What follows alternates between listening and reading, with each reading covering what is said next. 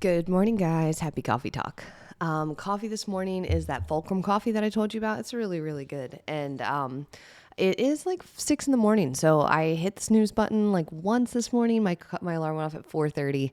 Got up, got showered, got ready for the day. And now it's coffee talk time. My son's sick, so he's going to be staying home today. But that's fine. That's, it's one of the things that I'm so grateful for because I work from home is that if I've got a sick kid, then I can just be like, stay home, I'm here. I'm really grateful for that. But coffee talk topic, I want to dive right in. I was thinking about this as I did that update yesterday because I was telling you guys, all the things that I'm doing. And I mean, there was nothing like epic about the update. It was just me saying like, hey, here's how my walking's going. Here's how my workouts, my food, all that stuff. The reality is that when you get into a goal, like a couple weeks in, most people don't care anymore. They don't care.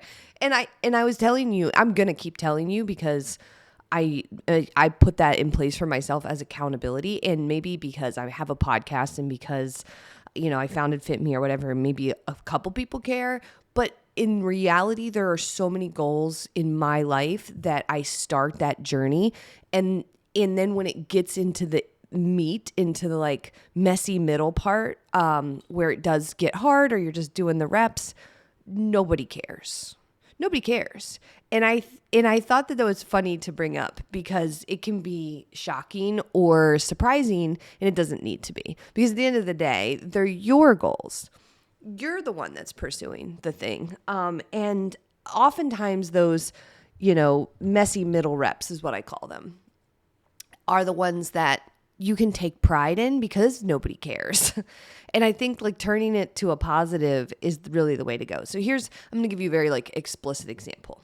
Say you've never done strength training before or barely, right? And you tell people in your life, you're like, hey, I signed up for this 12-week thing at the gym and I'm going to go 3 times a week to do this strength class. And the very first time you go, and you had told a couple people, you post a picture at the gym and everybody's like, holy cow, I'm so proud of you. Like, great job. You're going to do awesome. You feel that energy and momentum. You just got started. You're pumped, and people around you are pumped too. You ask like, hey, can you, watch the kids or whatever, because I'm doing my new class, and everybody's supportive and yay, all that good stuff, hopefully, right? So then you go class 2, class 3, you've still got that energy and momentum. Now you're in week 2. Now you're in week 3, and like, let's say this is like a 12-week thing. You could post a picture and you don't get very many like applauds anymore. Everybody's just like, oh, cool, whatever. Maybe you don't even post a picture. You just keep going. You start to have to negotiate with the people to support, to get you there, all that stuff. It gets hard. And it's the messy middle. You're like, man, this was easier in the beginning. It's not as easy now. It's just the same. It's just that now it started with you, but it's definitely about you now. Nobody is going to keep you going. Nobody. You are the only one who's going to care if you quit because you're the one that's committed to the thing at the end. Like, you wanted to build some muscle. Well, you got to go to the gym for 12 weeks and follow this plan. So you've committed to that. So what does that look like? Well, nobody's going to care. That's what that looks like. In the beginning, people care, and in the end, people care, but not in the middle. So what happens? So let's just say you keep going, you grind it out. Again, nobody's giving you that same sort of energy and love that you had in the beginning, but you keep going. You show up. Maybe you miss one class out of 12, right? So you've been going this whole time. You did awesome. At the end of it, you went for 3 times 12. So what's that? 3 times a week, 12 weeks is what? 10 times 3 is 30, 36, right? Is that right? I don't know. Maybe. Let's say you went to 36 classes. And at the end of that, your body looks different. You've got some muscles popping through on your shoulders. Your booty's looking good. Your jeans fit better. You've lost maybe 5 or 10 pounds because you also started eating better. And you post a picture. They post a group picture at the end of the 12 weeks. Hey, we're so proud of everybody, who did the class. And all these people see it. And they're going to be like, oh my God, girl, look, you did it. And they're so happy for you. And then they're going to see you and they're going to be like, man, awesome job. Like all the attention comes again now that you've got the results. and everybody's pumped about it, and people see it and they're like, oh, I want to do something like that too. I wish I could do something like that too. And they can. The problem is that for 11 out of the 12 weeks, nobody cares except for you. And this is the best piece of advice you're ever going to get. So what? It is not their job to care about your goals. It is your job to care about your goals. And there is no other way to get to physical change than to do consistent reps. You cannot build muscle without consistently doing strength training. You cannot lose weight without consistently being in a calorie deficit and eating quality food. You cannot build capacity for fitness, like, oh, I want to be able to like do a hike or something, without consistent walking and challenging your cardiovascular system. The consistent reps are what build the capacity to do things, and nobody cares in the middle except for you. And even then, you don't care as much as you used to, but you still have to keep doing it.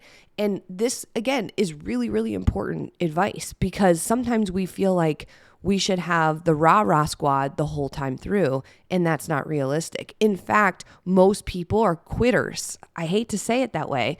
Most people are quitters. They would start the program and then they fall off.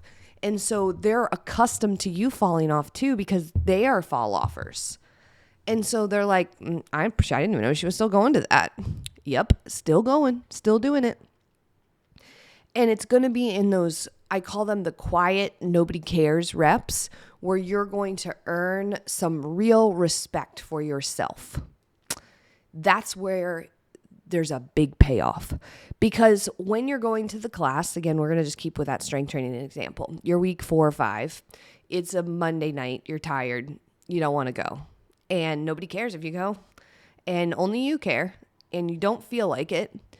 And you drag yourself to that class anyway. And you get it going. And now you feel better. You've done the class. At the end, you're like, okay, that was good. You just earned some major brownie points with yourself, because you followed through when no one was watching and nobody cared.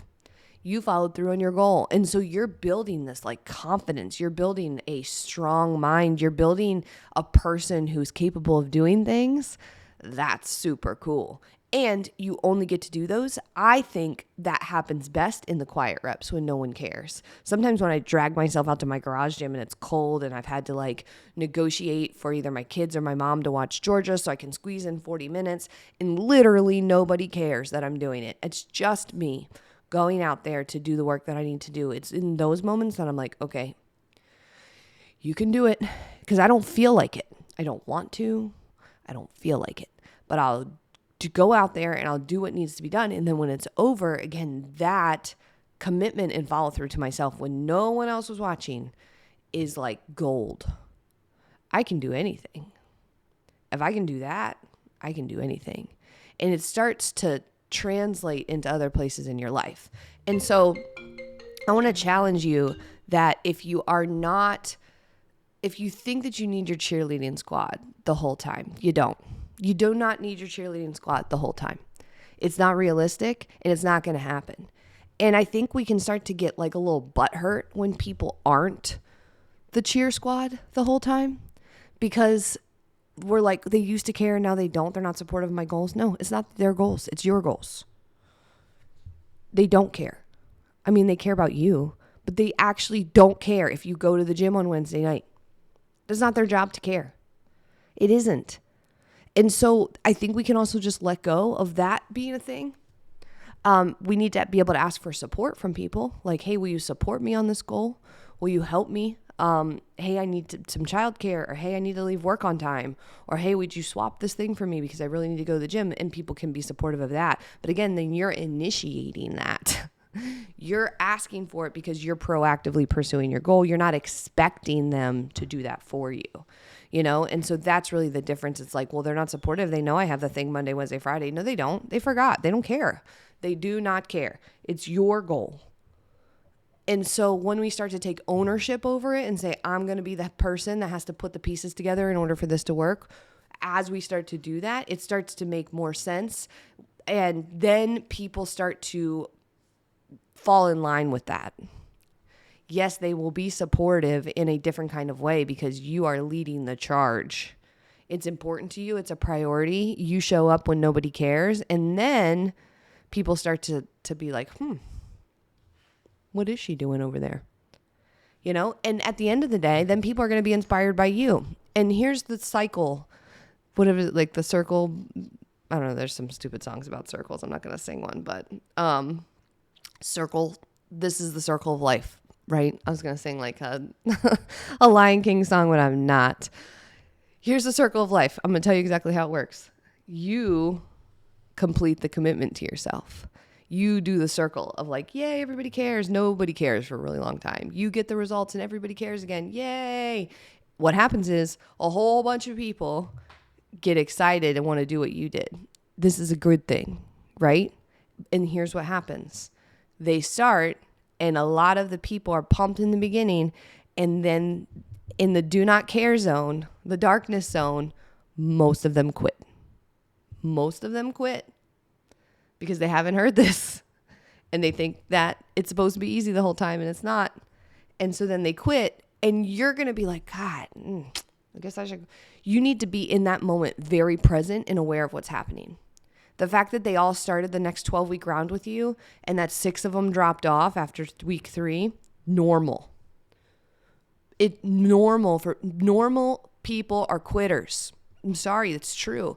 When you push through this boundary and you start to do the consistent reps that nobody cares about, you are no longer normal. You have extracted yourself from normal and have become something different. You are bettering yourself. That's what that looks like in action. All the like rah-rah, good, help yourself books. I'm telling you exactly what it looks like in practical life. That's what it looks like. And so we can't get mad at the people, right? They're being normal. They're just quitting because that's what people do.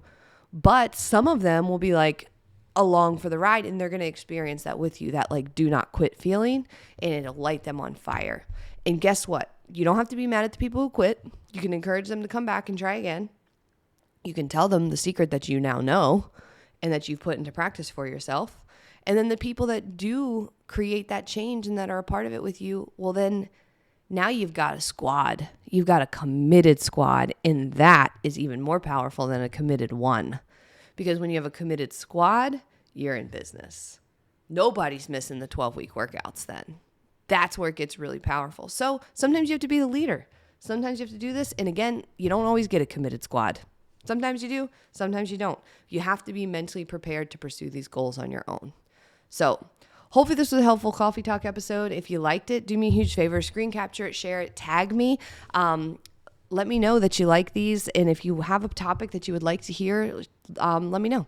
I'll work on it for you. I want to hear specifically what would be helpful in your life. So thanks as always for plugging into Coffee Talk. If you haven't done so, subscribe to Fit Me Coffee Talk on your favorite podcast platform. If you're not a part of our Facebook group yet, go to Facebook, search Fit Me Community, request to join the group, and I will add you there. Talk to you soon. Bye.